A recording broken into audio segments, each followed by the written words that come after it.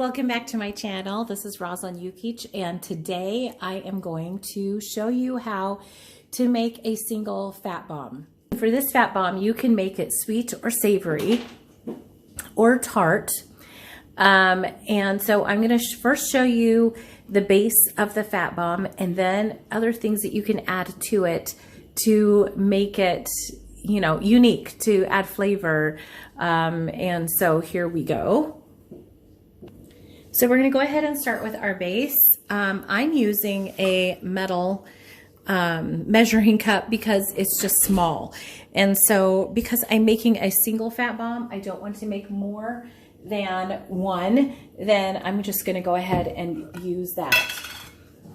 I love this because it allows you to sort of try out a fat bomb recipe before you commit to it and make a whole bunch of it. And so here we go. I am going to put in a tablespoon of coconut oil. So I'm going to get that in there and melting because I want to melt these base ingredients together. So I'm going to do that.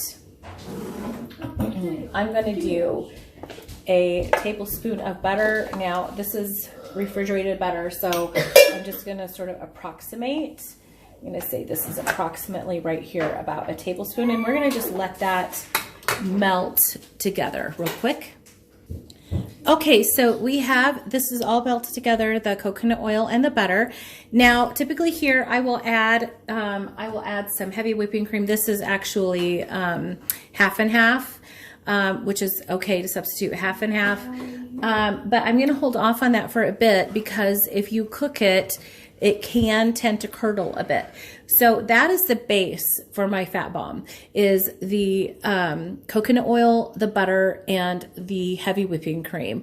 Now I'm going to add some ingredients to it. I'm going to make a lime cheesecake fat bomb. This is my favorite.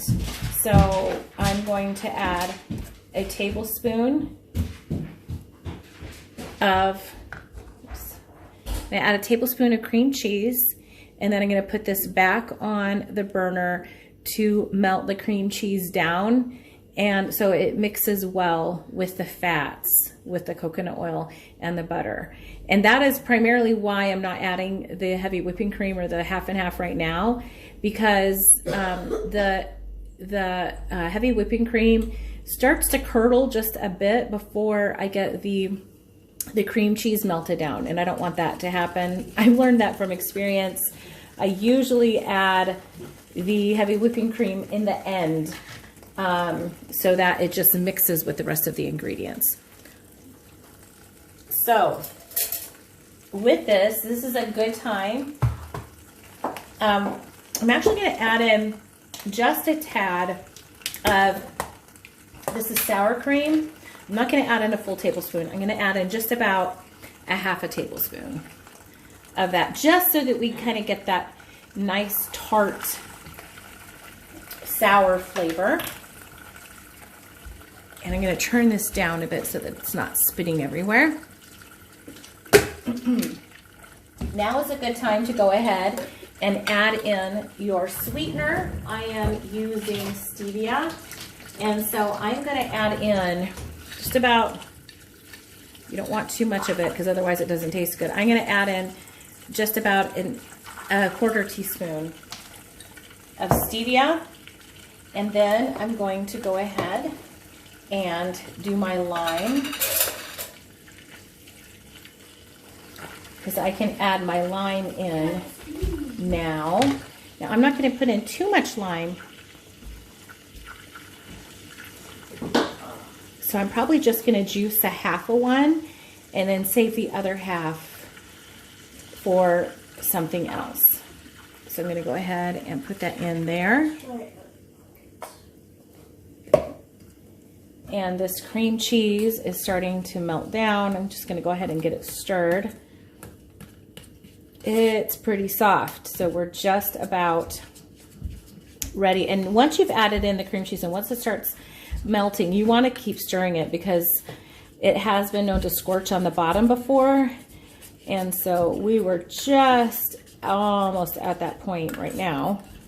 You want to get it mixed in really good As a matter of fact, sometimes I do it in a little bit of a bigger, like a, you know, just like a small pot, and then whisk it, because you do want to get that butter and the coconut oil mixed in really, really well with the cream cheese. Otherwise, you kind of end up with layers in your fat bomb, which, you know, isn't always very appetizing.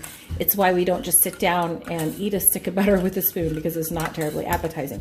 So you see here how this is starting to really get mixed in well. And I am going to add in a pinch of salt, because, you know, sometimes you just sort of miss, and this is pink Himalayan salt, sometimes you just sort of miss that just slightly salted, you know, flavor there. So that's mixed in really well. We can turn the stove off. And here is where now I'm going to add in my heavy whipping cream, or half and half, I guess, to be more precise. I'm just going to put that in there. All right. And then just sort of stir that in. And then I just transfer this into a silicone muffin mold. And, you know, there's enough in there.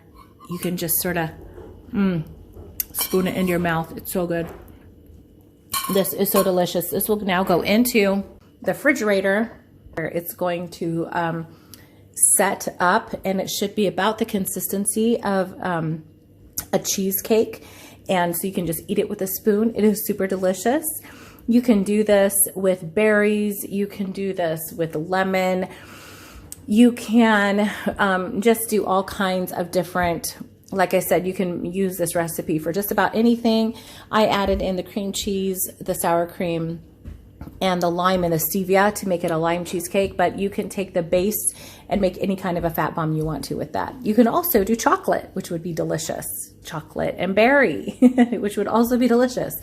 There are just a lot of options that you can do with this fat bomb. I hope that this gives you some inspiration, and happy ketoing. I'll see you in the next video.